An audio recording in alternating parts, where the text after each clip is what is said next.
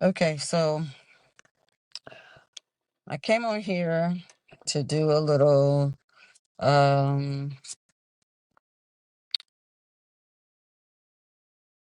mid I wouldn't say mid-month or first of the year mid-month. I'm gonna just say pre-birthday episode.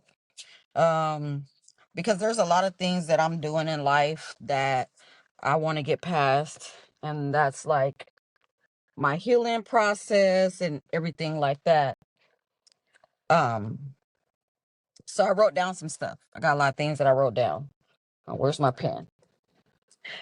I watched a couple of people that I look up to, that I um get my inspiration from, as far as music wise and lifestyle and things of that sort. Tony Braxton, Keisha Cole, um I can name a few, Beyonce, um just a lot of people. Keisha Cole, I can relate to her a lot more because of our childhood and the traumas that we went through as kids, coming up with parents addicted to drugs and stuff and whatnot. And I'm 50. I'll be 51 in 6 days, and I'm still healing from things from my childhood, things that I've went through, things that I've had to deal with, and as far as my parents being on drugs and whatnot. And I have to force myself to do things because I'll start getting uh less motivated, less wanting to do things for myself, less I'm gonna move the camera a little bit, less some of everything. It's 5:55 on the clock. Just not motivated, not wanting to do the things that I really want to do, that I'm passionate about, that I goals that I want to achieve. I don't feel like I'm where I should be, although I know that I will get there. I know that the time is coming and I will get there. I will get to where I want to be, the places that I'm supposed to be in. Tank just turned 50. I didn't know he was a Capricorn. But I know now. And I would love to be in the likes of people that are in the lifestyle that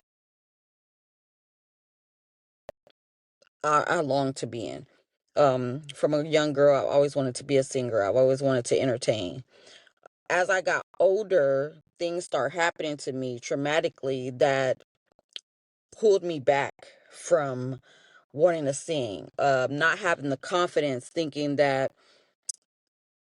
it's not for me, or people are not gonna like you, or being afraid of what other people think. And that stems from trauma that I went through, trauma that um I hadn't healed from. I don't think I'm still not healed from those things. Sorry if the camera's moving a lot. I'm just trying to find a spot where I can do this and be comfortable. But like I said, I'm doing everything as I go. I don't have a space that I can record in per se like I did before. So you're gonna have to bear with me. But anyway, um, yeah, there's just so many things that I want to do. And I get overwhelmed and anxious and just don't know where to start, or, you know, what route to take, or, things of that sort. So I did a lot of taking notes from the Tony Braxton movie, um, from things that she went through, um, dealing with health issues that she didn't want the world to know about. And that comes from an insecurity and within ourselves, um, from the world not knowing what we deal with in a personal aspect every day. Um, Light went out. So those type of things, um, I can relate to. So, and you're getting the real. So just know that everything that I do it because I need people to see, just because of where you're at and what you're going through and what little you may have, still pursue the things that you want to pursue. I'm in my car using a green screen uh to record my episodes because I feel like I need to get my message out. I'm working on an ebook for healing past traumas and stuff of that sort. And once I get that taken care of, I'm going to do an episode about what is in the ebook. It'll be a PDF where you can print it out and put it in a notebook and do it in a notebook. It'll be where you can also have it online on your tablet where you don't have to take it off. But yeah, I'm working on that. So I got some notes here. So if you see me looking down, this is what I'm doing. I'm looking at my notes. I've always wanted to sing, but never had the courage to do so outside of my house and around my family and around my kids, around like my uncles and aunties and cousins and stuff like that. My aunt Dee, she used to always want me to sing for her. Every time we were around each other, she was like, "Oh, Nina, come sing this song." You know, that's my middle name, so she calls me Nina. Come sing this song for me. I just love when you sing. I just love it. And in itself, oh, that in itself made me feel good because my aunt, she was straightforward with you. She would not sugarcoat nothing. If you didn't sound good, she'd be like, "Baby, no, that's not for you." You know what I'm saying? But she loved to hear me sing. That just let me know that I did have a nice voice. But as I got older and got around people and just not knowing, what it would be like, to have people to love my voice. And it starts from within. You got to love things about yourself before you can expect everybody else to love things about you. Um and I love my voice. I'm just afraid of other people not loving it. So that's a kind of hard pill to swallow when you've never had like uh, a big support system. And then when she passed, it was like, wow, the person who loved to hear me sing is no longer here. That's another discouragement. So, because I know she would have been at every show, she would have helped market my stuff. Like, she would have been out there on the streets with me. But I'm going to get into that on a later episode. But still, I want to pursue those things. I still want to, even if it's not a top, you know, chart topping album or songs or singles or whatever. I just want to be able to scratch that off of my goal and passion list, to have that, to be like, I done it. Um Also, let's see what else I talking about. Um Trauma from my life. I have a lot of trauma. Through all that we go through as humans, we have to find ourselves we have to find ourselves in ourselves and God. So that little girl, Elizabeth, that wanted to always sing, who did songs with a couple of friends, you know, when she got older, a little bit older, she was able to record in a recording studio with uh, a couple of people that was related family wise. Um, just a lot of uh, things that I've done. I want to tell that little girl, you can do whatever you want to, sweetheart. Sky's the limit. Reach for the stars and beyond. You can do it. Don't doubt yourself. Don't let other people make you feel like you can't. You can.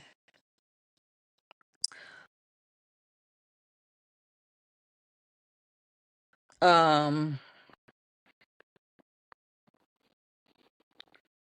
let's see. Some people don't understand that part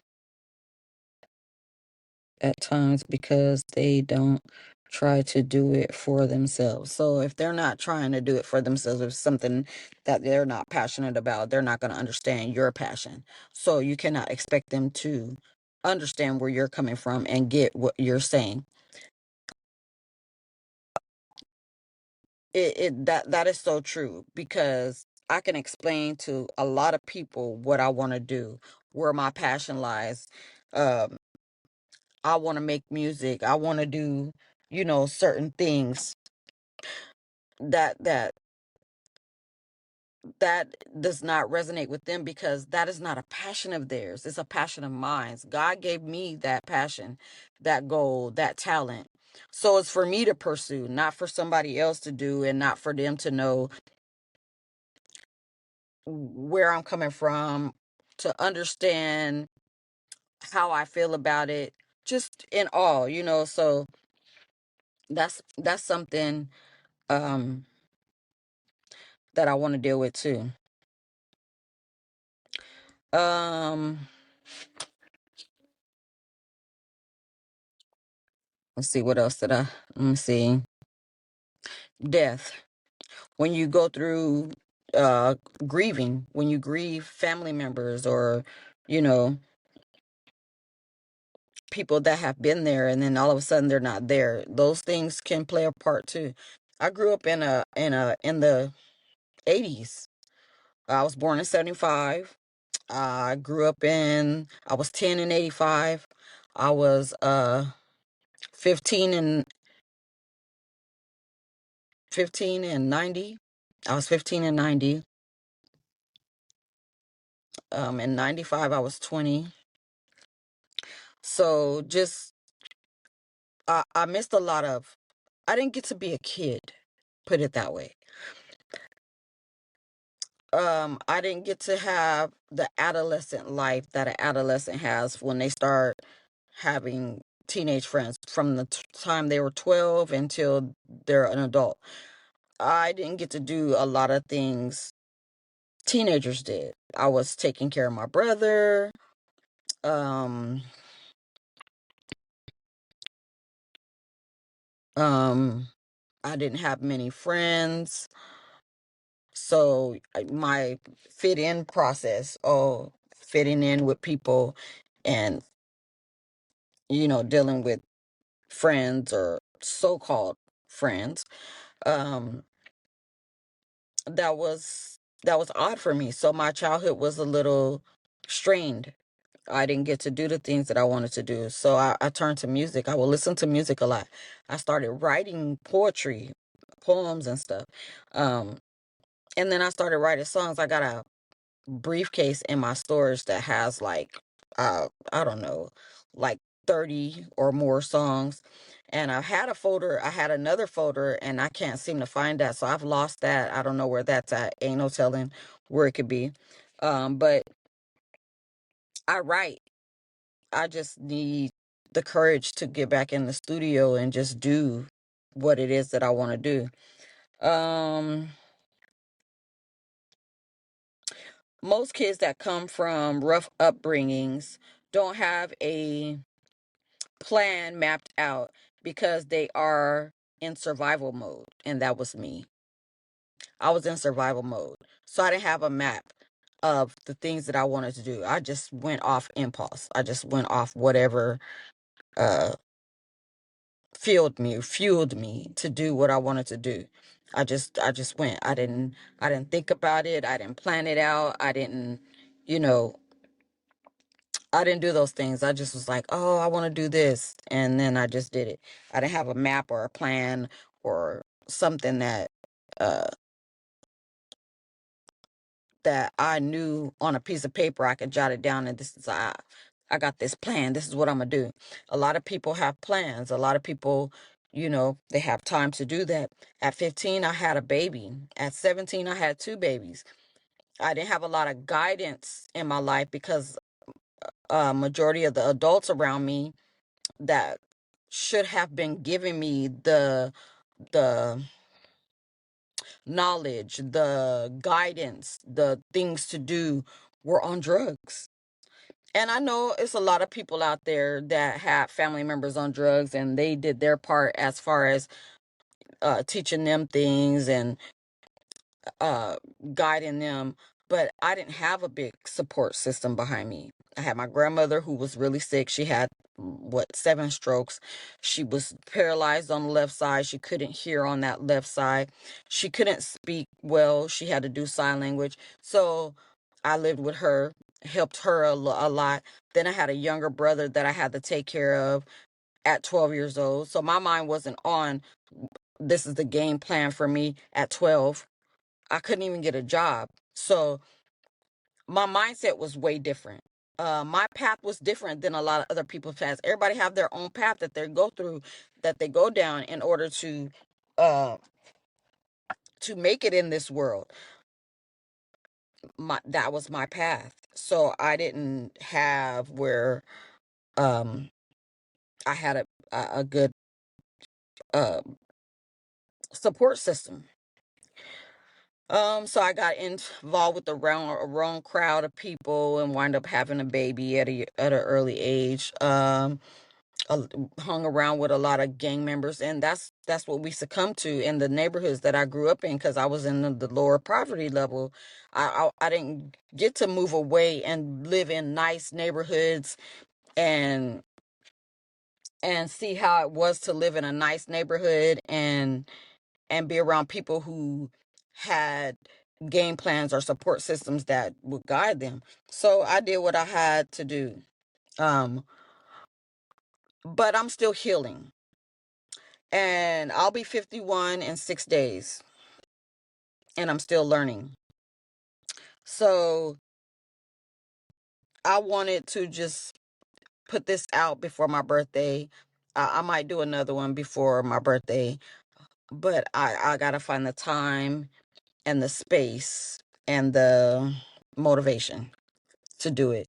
I just wish there was more people that I could reach doing this episode or doing the episodes that I have. And I know I have to market my stuff. So, um, but I have anxiety. So that plays a major part. And those things are hard when people have anxiety or they deal with. I got to keep opening the door and closing it because I want the light to stay on so you guys can see me. I had brought me a little light. I don't know what I did with it, somewhere in the car, and I was gonna see if that worked, but this is what I got. God said, you know what, just go, just freehand it, like freestyle it, just go, just do it, just say it. So that's what I'm doing. But my next episode will be planned um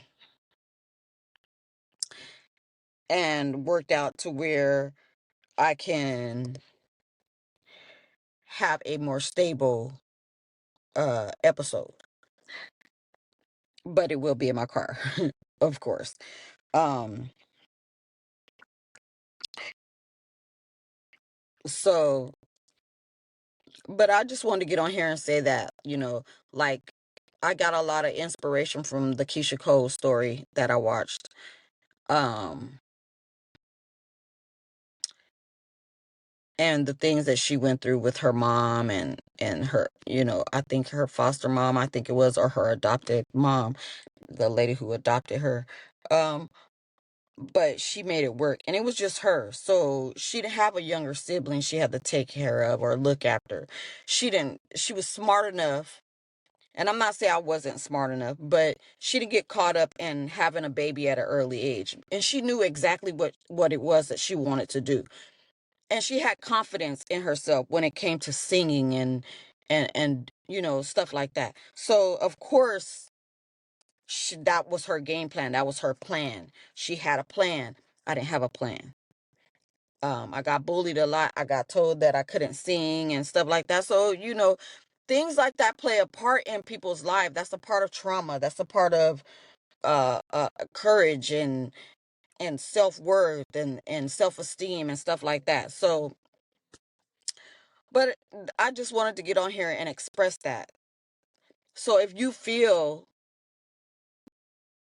like that little girl that I was, that wanted to pursue those things, I'm going to let you know, don't give up.